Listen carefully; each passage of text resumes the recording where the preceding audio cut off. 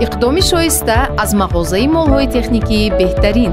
منبعد همه مال و محصولات تکنیکی معیشی را که با صفتند میتوانید با نرخ دسترس از مغازه بهترین خریداری کنید. محصولات را مغازه از شرکت‌های با نفوذ کشورهای روسیه، ترکیه، دبی، ایتالیا و چین و ازبکستان دسترس نموده است و کفالت 3 ساله دارد. شما میتوانید تکنیکای معیشی دلخواهتان را با طرز کردیتی با فایزهای پستری نیز خریداری کنید. در مغازه QR کدهای بانکی عمل میکند. سراغه، شهر خوجند، کوچه اسماعیل سامانی 46. تلفن برای معلومات 92 730 77 70.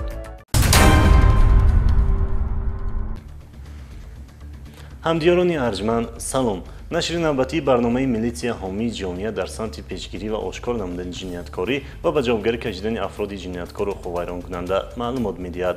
барномаи мазкур бо мақсади пешгирии ҳама гуна оқовайронкунӣ, баландбардоштани маърифати ҳуқуқӣ ва ба ин восита ҳимояи ҳуқуқу озодӣ ва ҳаёту саломатии шаҳрвандон ки рисолати касбии кормандони мақомоти корҳои дохилӣ ба шумор меравад, таҳия гардидааст. дар студия бо шумо эҳсон абдуллозода. мақомоти милитсия мунтазам шаҳрвандонро аз оқибати ногувори эътимоду боварӣ ба ақидаҳои хурофотпарастона ва истифода аз хизматрасонии афроди фолбину ҷодугар огаҳ намояд ҳам то ҳанӯз ин гуна ҳолатҳо ки инсонҳоро ба гумроҳӣ бурда боиси зарарҳои иқтисодӣ мегардад ба мушоҳида мерасад. дар ноҳияи варзоб дар асоси аризаи як гурӯҳ шаҳрвандон ки аз макру найрангҳои 2 нафар лулизан зарари калони иқтисодӣ дидаанд, кормандони милитсия чорабинии мақсаднок доир намуда гумонбаронро дар муддати кӯтоҳ боздошт намуданд. гузориш дар ин хусус таҳия гардидааст.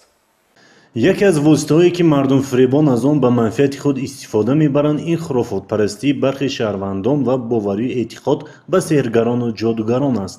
кормандони шӯъбаи вазорати корҳои дохилӣ дар ноҳияи варзоб 2 нафар лулизан шаҳрвандони ҷумҳурии ӯзбекистонро бо гумонбарӣ дар содир кардани ҷинояти қаллобӣ бо баҳонаи баровардани сеҳру ҷоду ва гӯё дармонбахшӣ ба бемориҳои гуногун боздошт намуданд.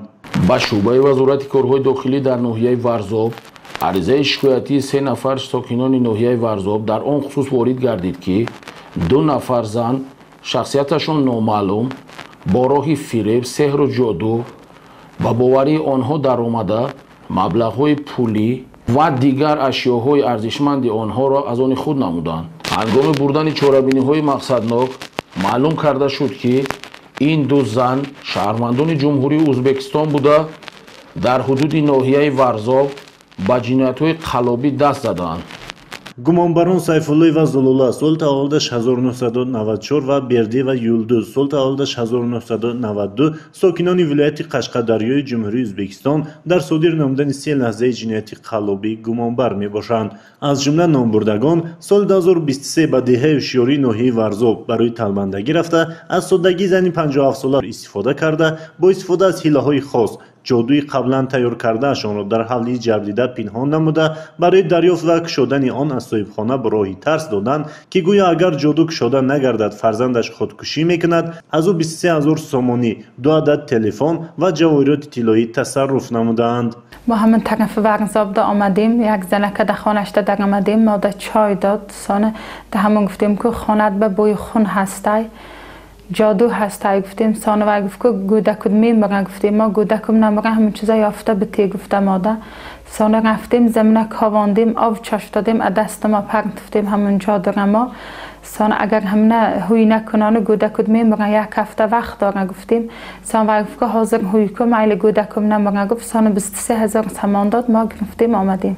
گفت که بچه تا میکشن، گفت بچه خودش دار میکشه، این همی هفته گفت. یگان چی بیار گفت من بچه چی کنم، گفت یا همون جادوره من مثلا بچه پیش قبل من دیگه در شاه حال دیدم دیگه نمیدونم من چیکار کردم نکردم. 2 تا تلفن گرفتن، تلفنی خود ما گرفتن، تلفن ما شو ما گرفتن، گوشوار ما گرفت، چاله ما گرفت، 23000 سوم ما گرفت. پولی دختر چند بود، من گفتم من ندارم سوم خی چی کاری کردم، میگم آخه زنه که من پول ندارم. بیار حاضی همت چی میشه بیار که حاضی میکفه. پس از صادر کردن این جنایت آنها به جمهوری ازبکستان گذشته، باز چند روز پیش به جمهوری ما وارد گردیدند و باز به ناحیه ورزاب آمده. با همین راه از یک نفر ساکن دهه یکچشمه جماعت دهات عینی ناحیه مذکور 900 سامانی و جواهرات طلایی را برای فریب و تهدید از جادو از آن خود نمودند. همزمان از یک نفر زن ساکن همین ناحیه با بهانه جادو براری 1230 سامانی، 5000 روبل روسی، گوشوار و 5 عدد متاع زنانه را از آن خود نمودند. امکان دارد که گمانبران سیفالله و زلاله و برده و یلدوز در دیگر لحظه‌های صادر نمودن جنایت خلابی در شهر ناحیه گرد اطراف شهر دوشنبه دست داشته باشند. دست من یگان علم غیب نمی‌بیا، من یگان کسل ساز نکردیم تا همه وقت کاران ما همش دروغ شیطانیه. وابسته به حالت‌های جای داشته نسبت گمانبران پرونده جنایتی آغاز گردیده در پیشبرد تفتیشات قرار دارد. گرم خنک کردن مناسبت‌های اویله‌داری، پیشگویی تقدیر، بختکشایی و به همین مانند کردارهای مردم فریبانه که در محور آن مبلغ پولی و منفعت مالی می‌ایستد، اصول‌هایی هستند که گمانبران کردارهای عوام فریبانه از آن استفاده می‌کنند. باز اویدی کردارهای دروغین دو نفر سحرگر подполковник ملیسیا محمدزاده نصرتالله گزارش تهیه نموده است. متوجه باشید. دین و اعتقاد دینی مردم همیشه از جانب یک گروه معینی به نام ملا، دمگر و جنبرار، سحرگران و طبیبان خودخواند همچون منبع سحر درآمد مالی سوء استفاده گشته ایستاده است. در ماه اپریل و می سال روان گروه های کاری از حساب کارمندان وزارت کارهای داخلی در ولایت و شهر و ناحیه های مملکت آشکار کردند که واقعا هم اعتقاد دینی مردم خرافات پیچیده شده. بعضی شهروندان در تامین روزگار، مناسبت اویله‌داری، بهبود بخشیدن به وضع اجتماعی و اقتصادی خانواده های خود کوشش نکرده، از سستی رادگی و بیسوادی خود به عمل و وعده های خرافات پرستانه باور کرده و سحرگران و مردم فریبان که خود بدتر از دیگران روزگار دارند مراجعت میکنند. دقیق می‌نگریم از بی‌هنری، بیسوادی، از نداشتن اعتبار جمعیتی با نیرنگ های خاص سحرگران و فالبینان به نام دین باوری ایده از مردم گمراه را به دست آورده بیرنگ صاحب مبلغی کلان گشته ایستادند.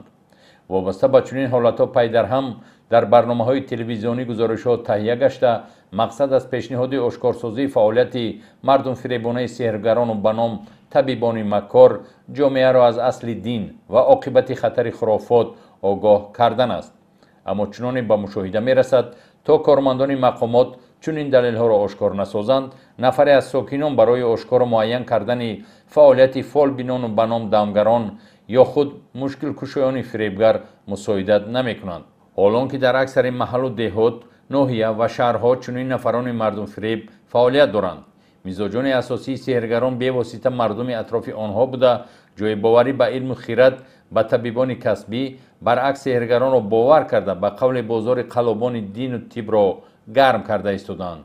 از جمله کارمندان ریاست وزارت کارهای داخلی در منطقه و گروه ناحیه‌های کلوب در رفت برگزار کردن چاره‌بین‌های اپراتیوی ساکن ناحیه فرخار، شهروند بیگمتوف جمعخان درمانویچ را دستگیر کردند و جای آنکه چنین عملهای بی اساسی دور از دین و طب و مردم فریبیش را که از 50 تا 100 سامان نرخ گذاشته است اقرار شود، به شرمانه خود را نابیغه می حسابد. این چیه ای؟ بلچه نمدگره. این برای چی استفاده می‌کنی؟ برای دادن کشایش. ایش چیه اینا؟ این حالت زنانه گرگ. اینا برای چی برای استفاده می‌کنی؟ کشایش کار. این ناخون دندانه برای تیز برارگیری کشایش کار. ناخونی چیه؟ گرگ. سوزنکا چیه؟ قلفا برای چیه؟ سوزنکا برای دلگرمی قلف برای بستن. کارمندان شعبه وزارت کارهای داخلی اوید به خدمت رسانی دهات نواباد در وادی رشت نیز ساکن دهه خواجه علی جماعت دهاتی به نام باقی رحمزاده رحمان عبدالله 95 ساله را معین کردند که او نیز چون دیگر مردم فریبان به نام دین ساکنان محل را برای استوار گردیدن محبت خانوادگی، برار و برکت کار، رشد تجارت و حمایت از خطرها و وعده‌های بی اساس داده با استفاده از شلنگ دعاخوانی کرده با دادن تشتاب و تومار به عوض این از شهروندان از 50 تا 250 سومانی مبلغ می گرفته است. اینا یگمان همو ایولا میگم پیش ندیو ایو بولا زنکو پیشم ندیو همو خجور بشین بعد با توربه توش میکنیم کمش میکنم با توربه شیفا شبتیه بعد پرواز کم باشه قطعه کم پیش میکنیم البته نسبت چنین نفران در اساس قانون چاره‌جویی کرده می شود، اما برای دوری جستن از عملهای فریبنده سحرگران و به نام ملاها اهالی را عقل و دانش و ذکاوت سالم لازم است تا فعالیت فالبینان و قلابان به نام دین در جامعه رشد نیابد. در سمت آشکار کردن چنین عملهای منفی که به افکار جامعه تأثیری زشت دارند، در قلمرو کشور چاره‌بینی‌های پیشگیری کننده ادامه دارد. باز از آشکاری کردارهای مردم فریبانه سحرگران و جادوگران برایتان معلومات میدیم. با رفتن به در فالبین و سحرگر و جادوگر به جز پشیمانی و گمراهی دیگر هیچ یک مراد حاصل نخواهد گشت. مشاهده نشان میدهد که نادانی و نداشتن معرفت پست حقوقی شخصانی ساده و زودباور آنها را پایبند این سحرگران کرده است. گزارش نوبتی نزدیک به 30 حالت به سحر و جادو مشغول گردیدن نفران روزگار دیده را در بر گرفته است.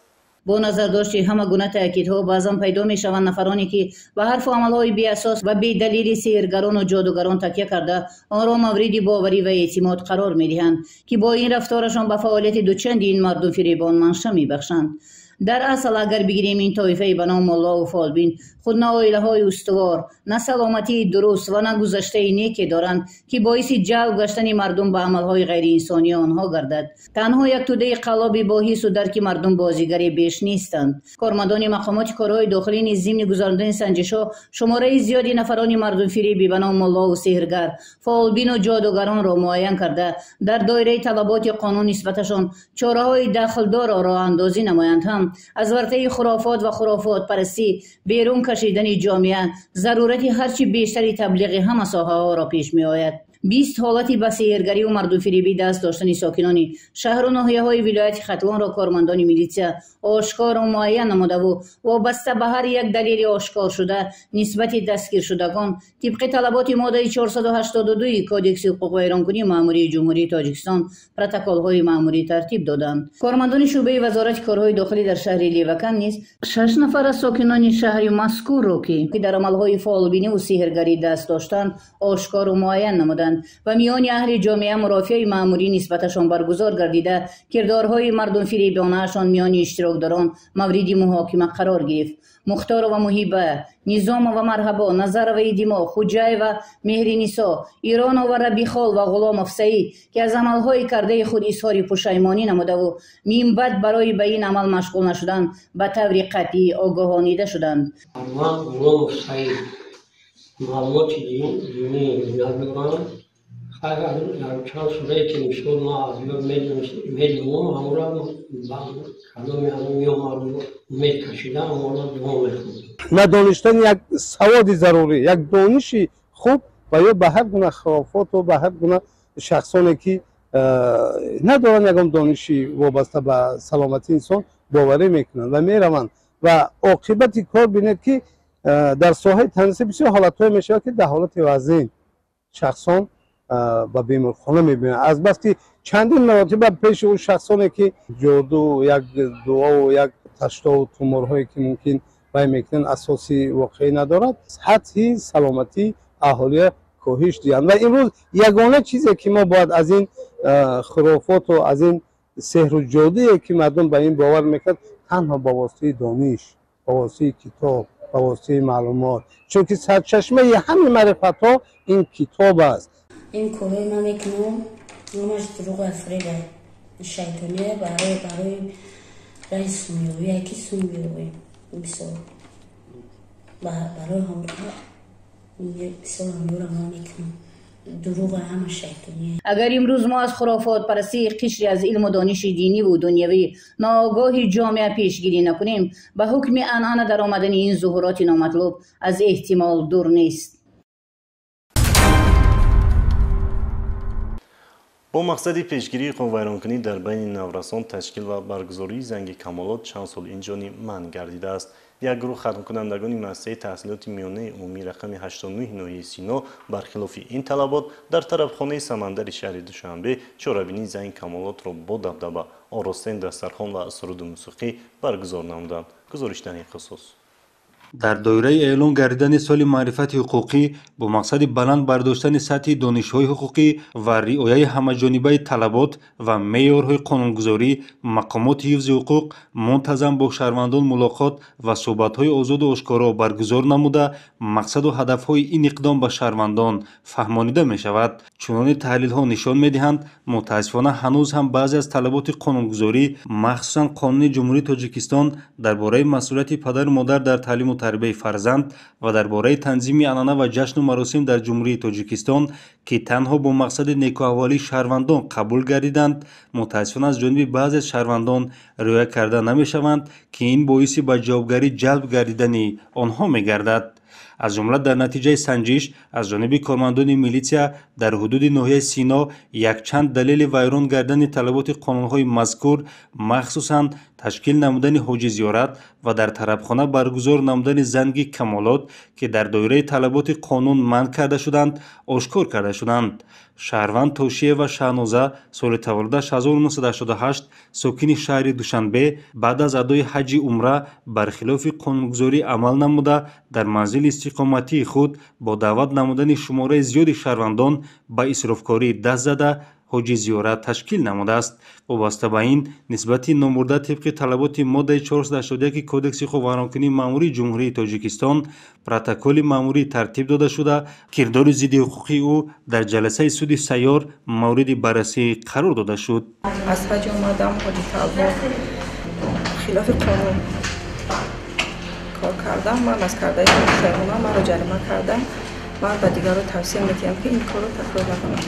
گرچند در دایره طلبات قانون برگزار نمودن شبنشینی ها و تجلیل زنگ کمالات از جانب نابالغان منع گردیده باشد هم متاسفانه یک گروه ختم کنندگان مؤسسه تحصیلات میانه عمومی رقم 89 ناحیه سینا از بی‌مسئولیتی والدین خود استفاده نموده در طربخانه با خرج مبلغ کلان شبنشینی برگزار نمودند. این حقوق ویرانکنی نورسان از جانب کارمندان میلیسیا آشکار کرده شده نسبت والدین آنها طبق طلبات ماده 90 کودکس حقوق ویرانکنی ماموری جمهوری تاجیکستان پروتکل‌های ماموری ترتیب داده شده. کردار آنها نیز در جلسه سود سیار مورد بررسی قرار داده شدند. قابل ذکر است که مقصد از تشکیل و برگزاری سودهای سیار و بررسی پرونده‌های ماموری در بین اهالی این پیش از همه بلند برداشتن معرفت حقوقی و درک نمودن طلبات و جوابگری های پیشبینی نموده قانونگذاری می باشد. کارمندان وزارت کارهای داخلی در برابر تامین ترتیبات جمعیتی و پیشگیری جنایت و جنایتکاری همزمان با مسئله آببازی نورسان در جایهای نامعین که امکان دارد با حادثه ناخوش آورده رساند دقت جدی داده در این سمت کارهای فرماندهی را مقصدناک به راه مانده‌اند. گزارش در این موضوع آماده گردیده است. تشریف آوردن نابالغان به منطقه‌های بر روی آببازی ناموافق حالت تشویش‌آور است، زیرا حالت مذکور حادثه‌های فاجعه‌ای غرقشوی را افزون می‌کند. گرچند با مقصد پیشگیری از این گونه حالت اضطراب‌انگیز مسئولین ریاست آگاهانی و پیشگیری حقوق ویرانکنی نابالغان و جوانان وزارت کارهای داخلی به منطقه‌های برای آببازی ناموافق نابالغان تشریف می‌آورند، سفربر گردیده کارهای فرماندهی می‌گذرانند، متأسفانه غرقشوی نورسان به چشم می‌رسد که این باعث نگرانی می‌باشد. ساحل‌های در روی دوشنبه توسط ناحیه‌های پایتخت می‌گذرند از نقطه‌هایی است که اکثر اهالی برای خلاصی از گرمای تابستان به آببازی مشغول می‌شوند. طور سنجش و کاربری میلیسیا نشان داد نوبسته از آن که در حدود شهر دوشنبه نقطه‌های آبتابگاه بی‌خوف مطابق کرده شده موجود باشد هم شهروندان در موضع‌های خوفناک آببازی می‌کنند. آببازی در جای‌های نامعین، دریا، آبانبار، کانال و جویبارهای شدتناکی آبش بلند می‌تواند هر لحظه برای غرقشوی مساعدت نماید. متاسفانه در لب دریای دوشنبه و دیگر کانال‌های حدود پایتخت با سبب ناموافق بودن برای آببازی نوشتجات آگاه کننده نصب گردیده عاید خطرناکی آببازی معلومات می‌دهد. بعضی از شهروندان از جمله نابالغان به آببازی مشغول می‌گردند. مقامات کارهای داخلی با انعکاس حالت مذکور از پدر و مادران خواهش و طلب می‌نماید که رفتار و وقتخوشی فرزندان را نظارت کنند وگرنه بی‌پروایی ما را باز شاهد غرقشوی نابالغان خواهد کرد. мавзӯи дигар имрӯзҳо аз ҷониби кормандони хадамоти шиносномавӣ ба қайдгирӣ вазорати корҳои дохилӣ баҳри ҳифзи тартиботи ҷамъиятӣ пешгирии ҷинояткорӣ ошкор намудани муҳоҷирати ғайриқонунӣ ва дигар қонуншиканиҳо марҳилаи якуми амалиёти нелегал 2024 оғоз гардида чорабинии мақсадноки ин ниҳод дар қаламрави кишвар идома дорад. идомаи мавзӯъ дар гузориши навбатӣ. мутобиқи қарори шӯрои ҳамоҳангсозии мубориза бо муҳоҷирати ғайриқонунии созмони аҳдномаи амнияти дастаҷамъӣ ҳамасола дар давлатҳои аъзои ин шӯро дар чанд марҳила амалиёти муштараки нелегал гузаронида мешавад. дар ин асну тибқи нақшаи чорабиниҳои якҷояи тасдиқгардаи вазорати корҳои дохилӣ ва дигар мақомотҳои дахлдор бо мақсади ба танзим даровардани раванди муҳоҷират ва дар ҳамоҳангӣ мубориза бурдан ба муҳоҷирати ғайриқонунӣ дар ҷумҳурии тоҷикистон амалиёти муштараки нелегал гузаронида шуда истодааст. зимни баргузории санҷишҳои муштарак масъалаҳои ба қайдгирӣ, иҷозатномаи фаъолияти меҳнатӣ, раводид, назорат ва ба ҳисобгирии муҳоҷирон, кор бо гурезаҳо ва масъалаҳои шаҳрвандии шаҳрвандони хориҷӣ таҳти санҷиш қарор мегирад. санҷишҳои муштараки ҳамоҳангшудаи гурӯҳҳои корӣ аз санаи 2 то 8 июни соли равон дар назар гирифта шуда чорабиниҳои оперативӣ, профилактикӣ ва амалиёти махсус оид ба мубориза бар зидди муҳоҷирати ғайриқонунии шаҳрвандони кишварҳои сеюм аз ҷумла хариду фурӯши одамон таҳти унвони шартии нелегал 2024 доир гашта истодааст. амалиёти мазкур дар тамоми манотиқи кишвар аз ҷониби гурӯҳҳои кории таъсисшудашуда риояи будубоши шаҳрвандони хориҷӣ ва шахсони бешаҳрвандӣ, муҳоҷирони меҳнатӣ ба қайдгирӣ, воридот ва хуруҷи онҳо аз қаламрави ҷумҳурӣ, иҷозатномаи фаъолияти меҳнатӣ, риояи қонунҳои амалкунандаи ҷумҳурии тоҷикистон аз ҷониби шаҳрвандони хориҷӣ мавриди санҷиш қарор гирифта истодааст. баргузор намудани ин гуна тадбирандешиҳо аз ҷониби мақомоти корҳои дохилӣ ва дигар сохтору идораҳои дахлдори ҷумҳурӣ баҳри ҳифзи тартиботи ҷамъиятӣ, пешгирии ҷинояткорӣ, ошкор намудани муҳоҷирати ғайриқонунӣ ва дигар қонуншиканиҳо равона гардидааст.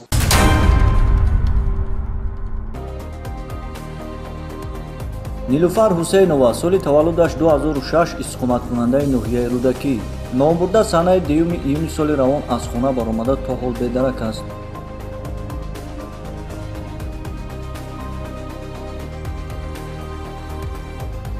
баҳрулло саидов соли таваллудаш 1980 истиқоматкунандаи шаҳри душанбе номбурда аз санаи 4 майи соли равон то ҳол бедарак аст.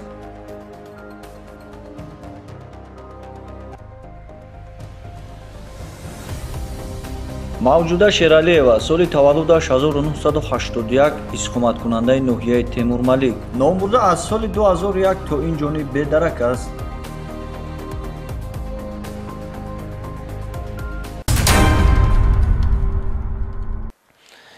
ин буд муҳтавои барномаи имрӯза. барои тарбияи ҳуқуқи шумо тамошобинони арҷманд мо ҳайати эҷодӣ аз натиҷаҳои хизматии мақомоти корҳои дохилӣ барои шумо маълумот пешниҳод намудем. барои пояндагии амнiyatu субот ва осоиштагии кишвар бо милитсия ҳамкорӣ намоед. то дидори навбатӣ хайр. иқдоми шоиста аз мағозаи молҳои техникии беҳтарин минбаъд ҳамаи молу маҳсулоти техникаи маиширо ки босифатанд метавонед бо нархи дастрас аз мағозаи беҳтарин харидорӣ кунед.